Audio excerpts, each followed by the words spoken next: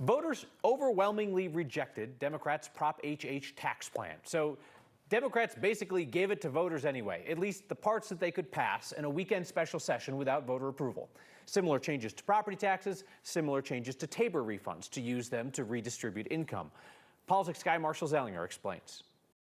One special session bill will reduce your increase in property tax next year, and another will give every tax filer an equal TABOR refund. Both are temporary, and both are similar to what was in Prop HH. Let's start with the property tax bill. Once again, your bill next year will increase because your home's value increased. For people with a $500,000 home, your property tax bill will be about $209 fewer than it would have been with no action from lawmakers. And for $1 million home, it's about a $232 reduction in next year's increase.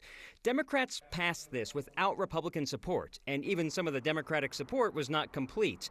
Listen to Democratic State Representative Javier Mabry, who wanted more relief for renters. We will be back, and we will be back to fight for more for those who cannot afford to own their own homes. Depending on how much a renter earns in income, they may benefit from the changes made to next year's TABOR refunds. Prop HH promised equal TABOR refunds for all. Lawmakers passed equal TABOR refunds for all, $800 for each tax filer, twice as much if you file jointly.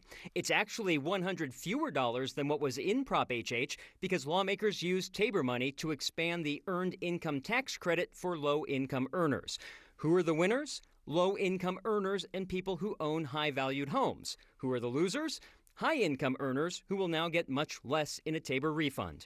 The special session was basically Democrats passing what they wanted, regardless of Republican input. And the second highest Republican in the House wants to see that change. Bipartisanship doesn't just mean Republicans putting their names on Democrat bills. It also means Democrats putting your names on Republican bills.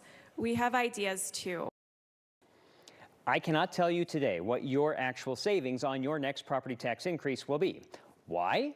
Because the local governments that you pay your property taxes to just got the math from the state, and now this goes back to a story from a week and a half ago. They can decide if they need to lower their mills to take in less of an increase also, as you all said, hey, why do they need a 40% increase? If I don't, if I'm paying 40% more, why do their budget need to go up 40%? They can reduce their mills, which might actually increase your decrease of your next property tax bill.